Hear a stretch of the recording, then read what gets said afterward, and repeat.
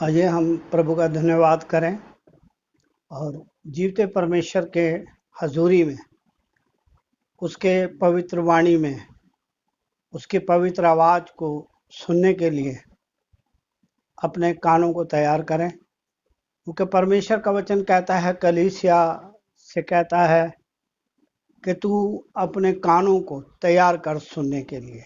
आइए हम परमेश्वर के वचन के द्वारा परमेश्वर की हजूरी में जाते हुए उसकी उपस्थिति को कबूल करते हुए हम इस वचन में जाएंगे जो परमेश्वर ने हमको दिया है। और वचन में ऐसा लिखा है, भजन संहिता 28 अध्याय और उसका 7 आयत जब हम पढ़ते हैं तो परमेश्वर के पवित्र वाणी में लिखा है, यहोवा मेरा बल और मेरी ढाल है। मेरा बल है, मेरी ढाल है। देखिए, परमेश्वर हमें सिखाना मांगता है कि हम परमेश्वर को क्या समझते हैं। पिछली बार हमने परमेश्वर का वचन दिया था, परमेश्वर का डर, और ये दूसरा पार्ट है इस समय कि परमेश्वर के डर में जाने के लिए हम आगे बढ़ते हुए परमेश्वर की पवित्र वाणी से, जबकि हम वचन में पढ़ रहे हैं और वचन कहता है, यहोवा मेरा बल और मेरी ढाल है, मेरी ताकत है। और ताकत के साथ एक रोकने का हथियार भी है, ढाल। परमेश्वर जब हमारी ताकत है, हमारा बल है और हमारी ढाल है, और वचन ऐसा कहता है, उस पर भरोसा रखने से मेरे मन को सहायता मिली है। कोई इंसान नहीं धोखा दे जाएगा, छोड़ देगा। परमेश्वर ने कहा, मैं तुझे बचपन से बुढ़ापे तक संभालूंगा, मैं कभी तुझे धोखा नहीं दूंगा, मैं तुझे कभी छोड़ूंगा नहीं। वो परमेश्वर का वचन कह रहा है कि जो उस पर भरोसा रखते हैं उनके मन को सहायता मिली है, इसलिए मेरा हृदय खुशी में है। मैं गीत गाकर उसका धन्यवाद करूंगा। मैं गीत गाकर उसका धन्यवाद करूंगा, क्योंकि वो मेरा ताकत है, उसकी ताकत मेरी है, क्योंकि वो मेरा पिता है, वो मेरा बल है। वो अनुग्रह की ढाल है जो चारों तरफ घेरी रहती है। बाइबल लिखा वो अनुग्रह की ढाल है, मतलब दया करने के लिए। जो भी हम पर परेशानी दिक्कत आती है उसके लिए वो ढाल बन जाता है। और परमेश्वर का वचन कितना सुंदर तरीके से हम देख रहे हैं कि परमेश्वर चाहता है। एक वचन और हम पढ़ेंगे और इसको हम देखेंगे कि परमेश्वर को ढाल और बल के लिए हमें कुछ करना तो पड़ेगा। जिसको हम अपना ढाल मान रहे हैं, जिसको हम अपना बल मान रहे हैं, उसके लिए कुछ ना कुछ तो करना पड़ेगा। वचन में लिखा है, 2 कुरिन्थियों 3 अध्याय उसका 16 आयत कहता है, परंतु जब कभी उसका हृदय प्रभु की ओर फिरेगा। अब बहुत प्रॉब्लम है। बाइबल कहती है, मन की रक्षा कर, इसमें असाध्य रोग है, ये धोखेबाज है। लेकिन यहाँ परमेश्वर के पवित्र वाणी को सुन रहे हैं। संत पौलुस कहते हैं, परंतु जब कभी उसका हृदय प्रभु की ओर फिरेगा तो वह पर्दा उठ जाएगा। जब तक मन से पर्दा पड़ा है या दीवार बनी है या रुकावट है तो हम परमेश्वर के समीप जा नहीं पाते हैं। बाइबल साफ बता रही है, धन का धोखा, संसार की चिंता, जीव का घमंड, आंखों की अभिलाषा, रंग रंग की अभिलाषा, जो हमें परमेश्वर से अलग करती हैं, परमेश्वर से दूर करती हैं। ये पर्दा हटाना बहुत जरूरी है, ये रुकावट को तोड़ना बहुत जरूरी है। और अगर हम वचन को जब देख रहे हैं कि जब कभी भी, जब होश में आओ, क्योंकि दुनिया तरह तरह की बातों में उलझी हुई है। कोई भी है एक छोटा सा संसार बनाकर उसमें घूम रहे हैं। कई जानवरों में ही प्यार में लगे हुए हैं, उनको परमात्मा का पता नहीं है। कई लोग अपनी औलाद के चक्कर में परमेश्वर को याद ही नहीं करते। कई लोग अपना धन कमाने के चक्कर में परमेश्वर को याद ही नहीं करते हैं। वो उस धोखे में पड़े हुए हैं, धन के धोखे में पड़े हुए हैं, घमंड पे पड़े हैं, जीविका के घमंड में, मतलब अपने में घमंड भरा हुआ है। और पिछली बार मैंने बताया था कि परमेश्वर का जो मूर्ख है वो कहता है परमेश्वर है ही नहीं। लेकिन यहां संत पौलुस कहते हैं परंतु जब कभी के विषय में हम देख रहे हैं कि परमेश्वर का वचन कहता है जब कभी उसका हृदय जो हमारा है इसमें परमेश्वर चाहता है वास करना है। इसलिए लिखा है मैं तेरे हृदय के द्वार पर खड़ा खटखटाता हूं। और यही संत पौलुस कहते हैं परंतु जब कभी उसका हृदय प्रभु की ओर फिरेगा तो वह पर्दा हट जाएगा। वो लालच, वो चिंताएं, वो तरह तरह की बातें हट जाएंगी।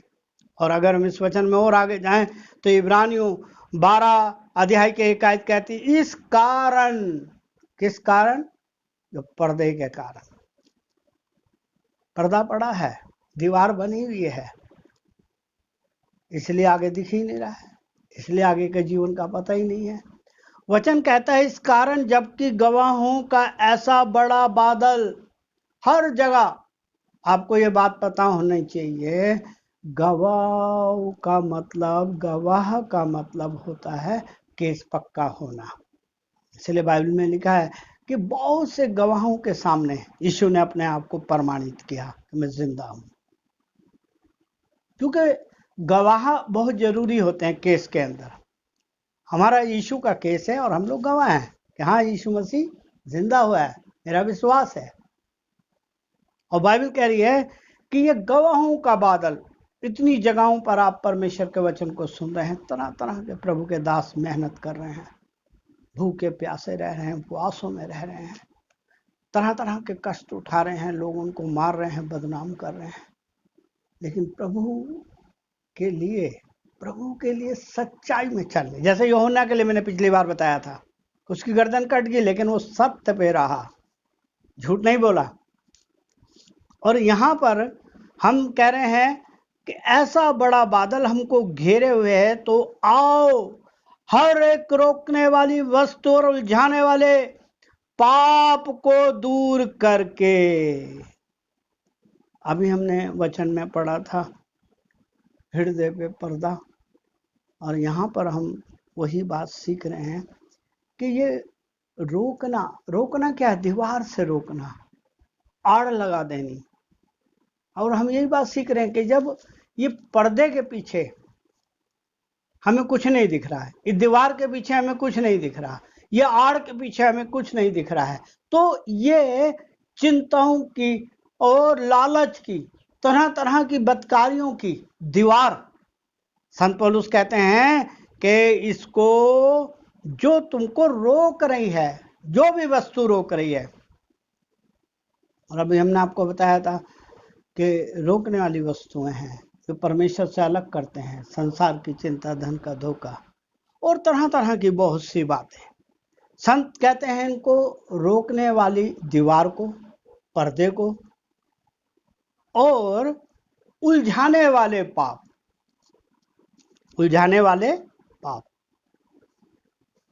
उलझाते कैसे हैं? फुसलाकर उलझा लेते हैं। हालेलुया। आदमी को फुसला लेते हैं। और जो चालाक लोग होते हैं वो क्या करते हैं? भोले भाले लोगों को फुसला कर पाप में ले जाते हैं। हालेलुया। फुसला कर मीठी मीठी बातें करके, मीठी बातें दिखाकर उनको परमेश्वर से अलग कर देते हैं, फुसला कर। और ये बहुत अलग चीज देख रहे हैं हम परमेश्वर के वचन में कि रोकने वाली वस्तु किस तरह से है, फुसला कर। और यहां पर अगर नीति वचन 1 अध्याय का 10 आयत पढ़ें तो उसमें लिखा है मेरे पुत्र, यदि पापी लोग तुझे फुसलाए तो उनकी बात ना मानना। अभी ये जो रोकने वाली वस्तु है, जो पर्दा है और जो उलझाने वाले पाप हैं, इसके लिए बुद्धिमान जो सुलेमान है वो हमें शिक्षा दे रहे हैं, है मेरे पुत्र, यदि पापी लोग, यदि पाप करने के लिए, पाप फुसलाने के लिए तुझ पर आए, तेरे पास आए, तो उनकी बात ना मानना। देखिए कितना अच्छा हमें ज्ञान दे रहा है प्रभु। हम एकदम मान जाते हैं, जरा सा कोई मीठी बात करता है, हमें फुसलाता है, और बाइबल कहती है शैतान है जो हमें फुसला लेता है। जैसे तरह तरह के लोभ दे देता है, तरह तरह के ऐशो आराम दिखा देता है, उसमें हम फिसल जाते हैं।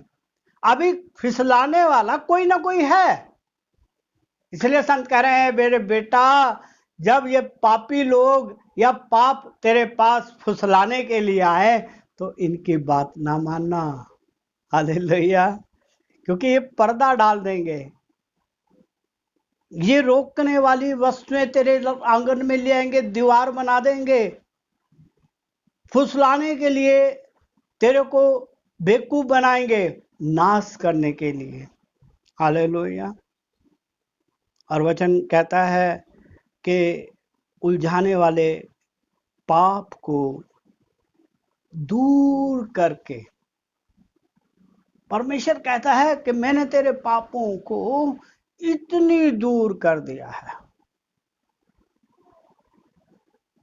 कितनी बड़ी बात परमेश्वर कह रहा है कि तेरे पापों को मैंने अपनी पीठ के पीछे फेंक दिया है, गहरे समुद्र में फेंक दिया है। और इसीलिए हमसे चाह रहा है कि हम इन पापों को दूर करें, बहकाए में ना आए, फुसलाए में ना आए। फुसलाए में एकदम आ जाते हैं, जरा सा कोई मीठी बात करता है तो हम क्या करते हैं, फुसलाने में आ जाते हैं। हालेलुया। परमेश्वर का वचन हमें जब हम सीख रहे हैं तो यहाँ बड़े तरीके से हमें परमेश्वर सिखाना चाहता है कि हम फुसलाने में, बिल्कुल भी किसी के फुसलाने में ना आए। अक्सर हम लोग यही बात में मार खा जाते हैं और हम समझ नहीं पाते कि कौन हमारा दोस्त है, कौन हमारा मित्र है। हम एकदम जरा सा किसी ने बात करी और हम उसके फुसलाए में आ जाते हैं। और यहाँ प्रभु हमें सिखाना चाहता है कि हमें परमेश्वर से साथ रखना है, परमेश्वर के साथ रहना है और किसी के फुसलाने में नहीं आना है। तो जब कभी का मतलब है उसका हृदय प्रभु की ओर फिरे, परम पवित्र परमेश्वर की ओर फिरे। देखें, ये हृदय के लिए हमें मेहनत करनी पड़ती है जब इसको हम फेरते हैं, क्योंकि हमारे पास बड़ी बड़ी बातें हैं। अभी फुसलाने वाले, बहकाने वाले बहुत से लोग हैं। और जब जो एक योद्धा था, जो एक नाज़िर था, समसोन, उसके लिए भी लोगों ने उस लेडीज को कहा, दलीला को, कि तू इसको फुसला कर इसका बल, इसकी ताकत का राज लगा। फुसलाकर हम अपनी क्या करते हैं, अपने राज बता देते हैं, अपनी सारी बातें बता देते हैं, मीठे मीठे बनकर। और यहाँ प्रभु कहता है जब कभी उसका हृदय प्रभु की ओर फिरे, मतलब रोकने वाली दीवार, हमें ध्यान करना है, रोकने वाली दीवार, वस्तु जो उलझाने वाले पाप दूर करके हमें यीशु के चेले बनकर आगे बढ़ना है। और एक वचन हम और पढ़ लेंगे, परमेश्वर का धन्यवाद करते हुए, परमेश्वर की तारीफ करते हुए, क्योंकि हम पर बड़े सवाल हैं। यदि आप मनुष्य की बढ़ाई की इच्छा रखते हो तो आप मनुष्य का डर मानेंगे। जो चाहता है कि मनुष्य से मुझे बड़ा आदर मिले, बड़ा प्यार करें, ओहो भाई साहब आ गए जी, पास्टर जी आ गए, बड़ा आदर करना। यहाँ वचन हमें उतारा, यदि आप मनुष्य की बढ़ाई की इच्छा रखते हो तो आप मनुष्य के डर मानोगे। जिसका आप आदर करते हो उसका डर मानोगे मनुष्य, क्योंकि आप उसका आदर बहुत करते हो। अगर मनुष्य का डर मानोगे तो आप मनुष्य की सेवा भी करोगे, जैसे वो कहेगा आपको मानना पड़ेगा। हालेलुया। परमेश्वर कहता है क्योंकि आप किसी की सेवा करोगे जिसका डर मानते हो, आप उसकी सेवा करोगे जिसका डर मानते हो। अभी मनुष्य का डर मानने के कारण मनुष्य के पीछे घूम रहे हैं। और वचन कहता है श्रापित है वो मनुष्य जो मनुष्य पे भरोसा रखता है। हमें मना करता है परमेश्वर। इसीलिए हम पढ़ रहे थे कि प्रभु के दास कह रहे थे यहोवा मेरा बल और मेरी ढाल है, मेरी समझ है, मेरे मन को सहायता मिलती है, मैं आनंद से भर जाता हूँ।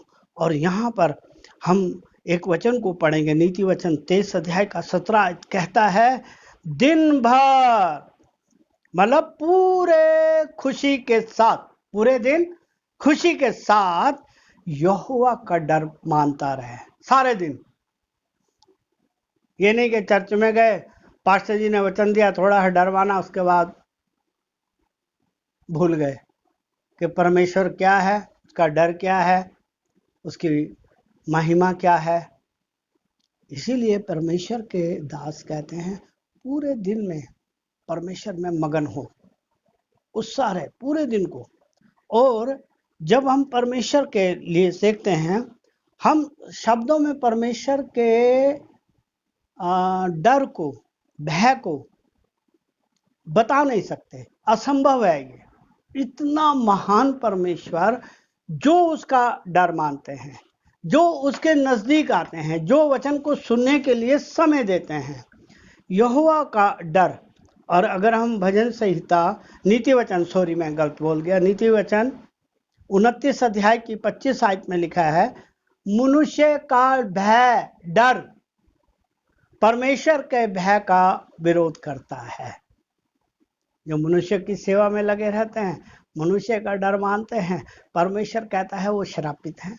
और इसीलिए यहाँ पर वचन में कहते हैं कि मनुष्य का जो डर है वो परमेश्वर के भय का विरोध करता है। मनुष्य का भय एक फंदा है। मनुष्य का डर मानना हमारे जीवन के लिए एक फंदा है, एक दोष है, एक परेशानी है। और यहाँ पर जब हम देखते हैं, परंतु जो यहोवा पर, परम पवित्र परमेश्वर पर भरोसा रखता है, वह परमेश्वर ऊंचे स्थान पर चढ़ाया जाता है, आगे बढ़ाया जाता है।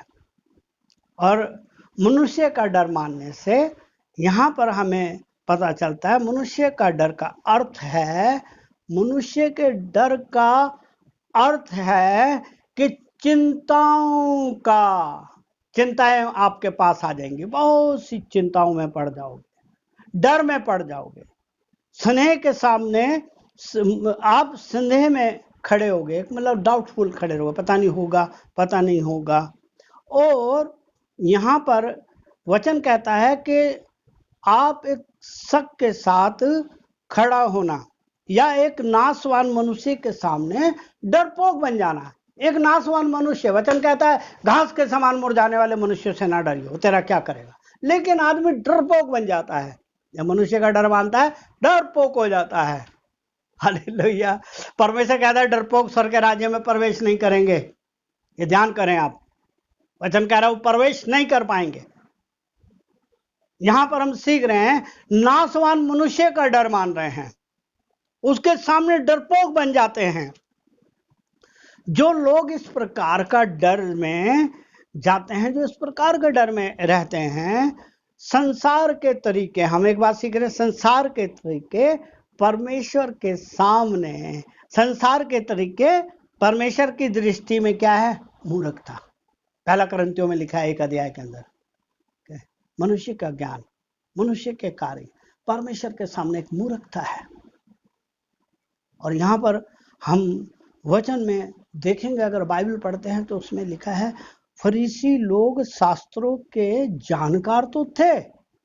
फरीसी लोग ही प्रभु यीशु से पूछते तो उन्हें बड़ा ज्ञान था, लेकिन वो जानकार अच्छे थे, शास्त्रों को अच्छी तरह जानते थे, शास्त्रों का ज्ञान था, लेकिन वो परमेश्वर को खुश नहीं कर सके।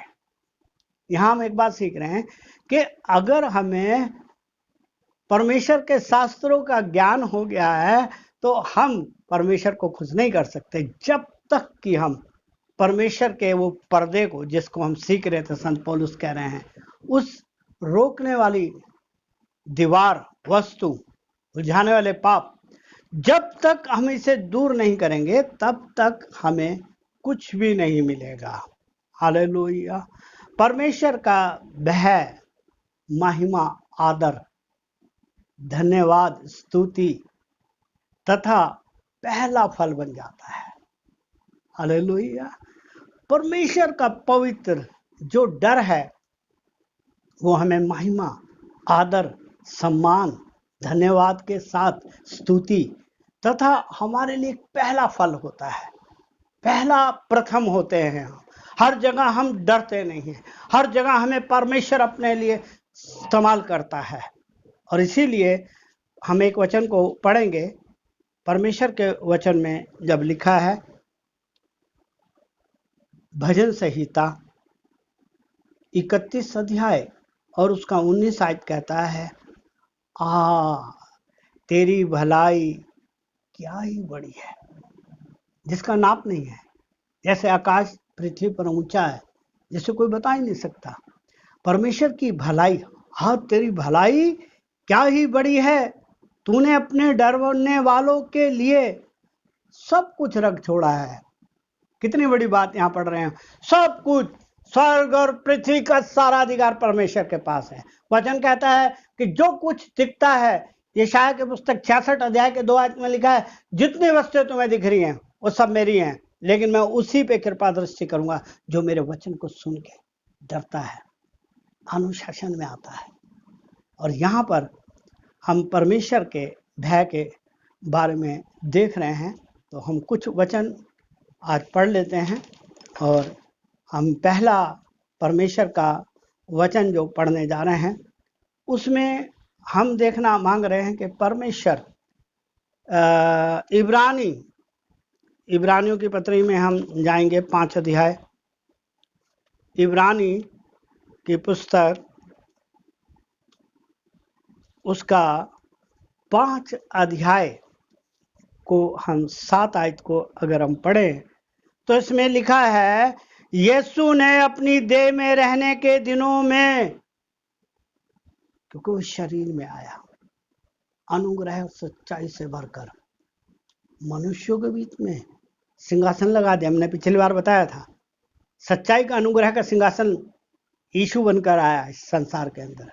और यहाँ पर यही बात लिखा है कि यीशु ने अपने शरीर में रहने के दिनों में ऊंचे शब्द से पुकार पुकार कर, आंसू बहा बहा कर उससे जो उसको मृत्यु से बचा सकता था प्रार्थना की और विनती की, और भक्ति के कारण उसकी सुनी गई। देखें हम परमेश्वर कितना महान है। एक भक्ति क्या है? हमारी बात मानना। भक्ति क्या है? कि बात मानना ही भक्ति है हमारी, आज्ञा मानना ही भक्ति है हमारी। और इसीलिए परमेश्वर का वचन कहता है कि उसकी भक्ति के द्वारा उसकी प्रार्थना सुनी गई।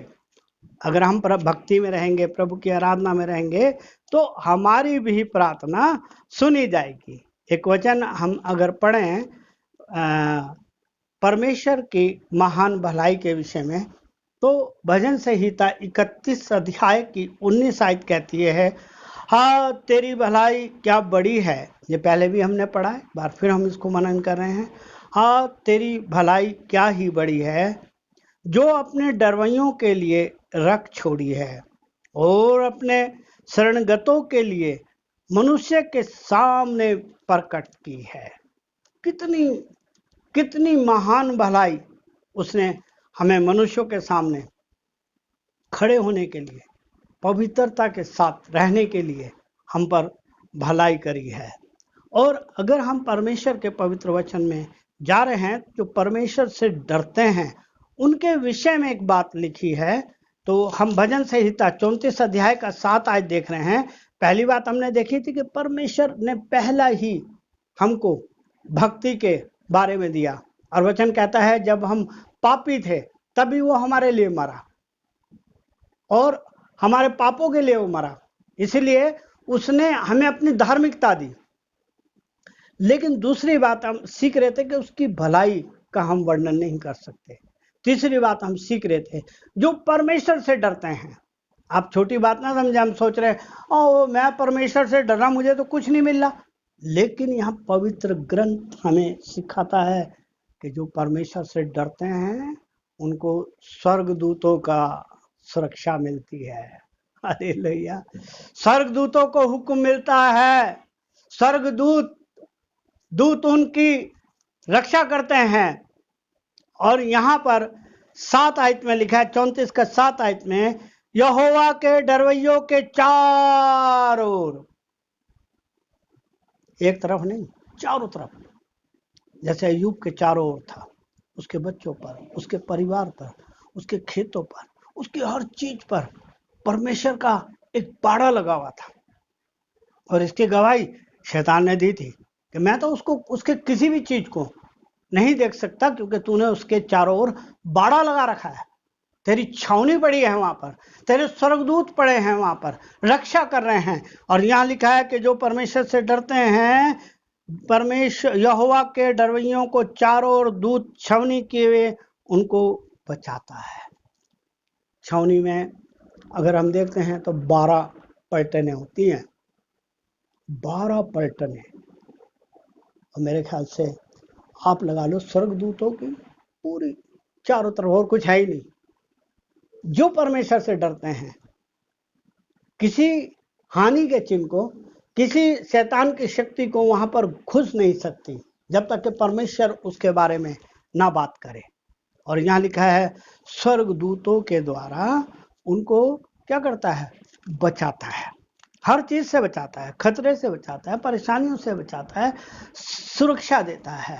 और हम अगर चौथी बात देखें तो जो उसमें बने रहते हैं, यानी कि आ जाए कल भाग गए, कभी टाइम हो गया आगे नहीं, जो बने रहते हैं उनके लिए लिखा है भजन संहिता 33 अध्याय की 18 आयत कहती है, देखो यहोवा की दृष्टि उसके डरवैयों पर और उन पर जो उसकी करुणा की आशा रखते हैं बनी रहती है। जो उससे चाहते हैं, प्रभु तू मेरे लिए मुझे सिद्ध बना, तू मुझे पवित्र बना, तू मुझे अपना ज्ञान दे, तू मुझे अपनी समझ दे। वचन कहता है कि यहोवा के साथ जो बने रहते हैं उनके लिए प्रभु उनकी आस कभी टूटने नहीं देता है। और अगर हम पांचवी बात को देखें तो भजन संहिता 145 के अंदर एक बात लिखी है, और 19 आयत में लिखा है, वह अपने डरने वालों की इच्छा पूरी करता है और उनकी दुहाई सुनकर उनका उद्धार करता है।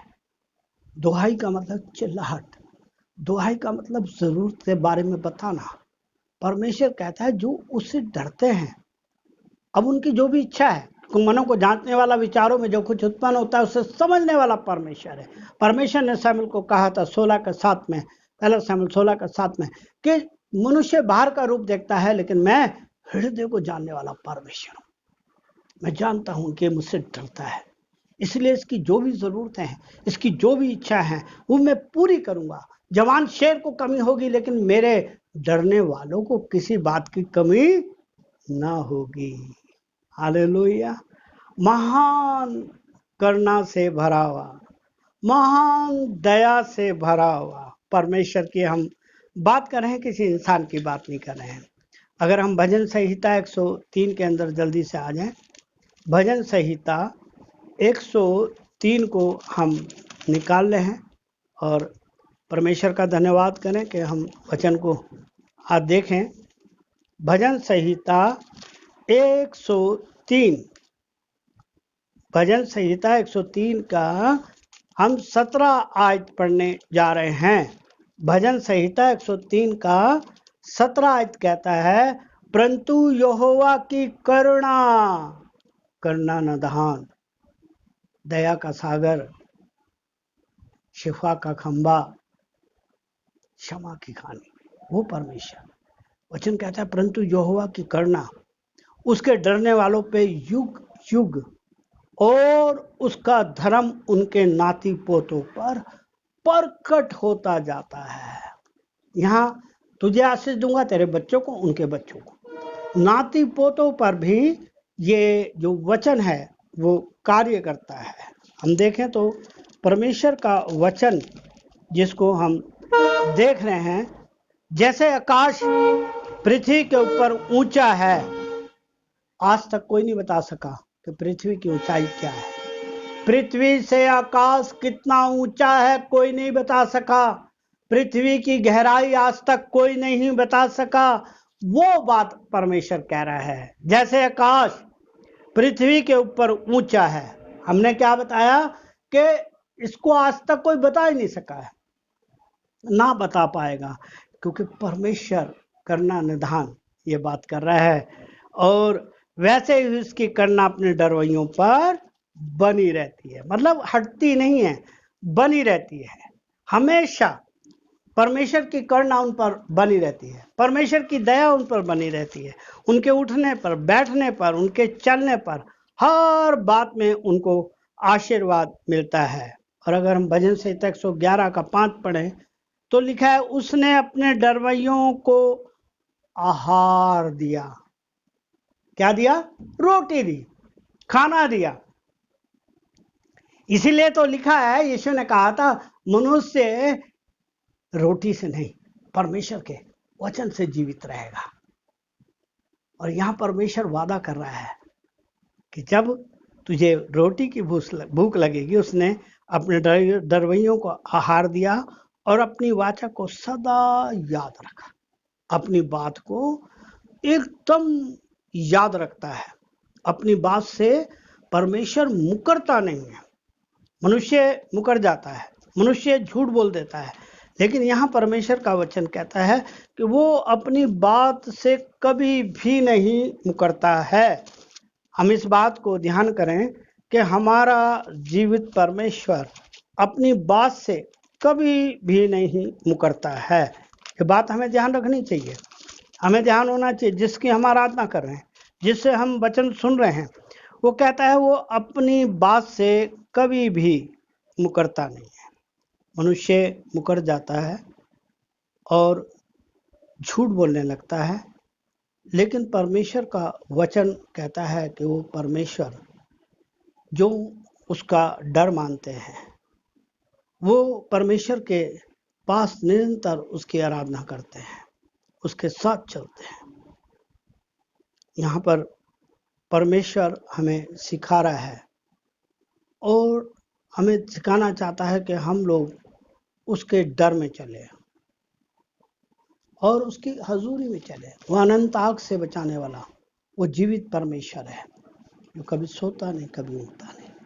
हम उसका धन्यवाद करें, उस परमेश्वर का, और देखें कि वो हर जगह अपने डरने वालों को, अपने आराधना करने वालों को, अपने को मानने वालों को कभी भी लज्जित नहीं होने देता। कभी भी उनकी मेहनत का फल बेकार नहीं होता, कभी भी वो उदास नहीं होंगे। प्रभु उनकी शोक को आनंद में बदल देगा। तो आइए हम परमेश्वर का धन्यवाद करते हुए प्रार्थना में जाएंगे। सब लोग आंखें बंद करें, सर को झुकाएं, और जितने लोग देख रहे हैं, जो वचन सुन रहे हैं, जिन्होंने सुनना है, हम सब के लिए, उन लोगों के लिए जो आज प्रभु के वचन को सुन रहे हैं, छोटे बड़े सब पर आशीर्वाद हो, क्योंकि वचन में लिखा है कि क्या छोटे क्या बड़े, मैं सब पर आशीर्वाद करूँगा। धन्यवाद प्यारे प्रभु, आपकी तारीफ हम दो सना जय जयकार करते हुए एक बार फिर हम इस सुंदर समय के लिए धन्यवाद करते हैं। रात भर मीठी नींद, सुबह की रोशनी, और इस दिन में तूने हम पर दया करी कि हम तेरे पवित्र नाम को ले सकें, तेरी पवित्र वाणी को बोल सकें। प्यारे पिता, हम धन्यवाद करते हुए आज के इस समय में जितने लोग तेरे वचन को सुन रहे हैं, दूर पास से, छोटे बड़े, हम प्रार्थना करते हैं जो लोग बीमार हैं प्रभु, अपना दाहिना हाथ बढ़ाकर छू ले, अपने जोर और जख्मी हाथों से छू ले। जो लोग प्रभु परेशानियों में हैं, उनकी परेशानियों को दूर कर दे, बीमारियों को दूर कर दे, हर एक अंधकार की ताकतें, हर एक दुष्ट की शक्तियां, बीमारियां, हर एक उस अशुद्ध आत्माएं निकल जाए जो तेरे वचन को जिन्होंने सुना और देख रहे हैं। प्यारे पिता, तेरा धन्यवाद करते हम अपने आप को भी, और हर बात को तेरे सामने रखते अपने गुनाह पापों के लिए तौबा करते हुए छोटी प्रार्थना यीशु मसीह नासरी के नाम से मांगते हैं, आमीन।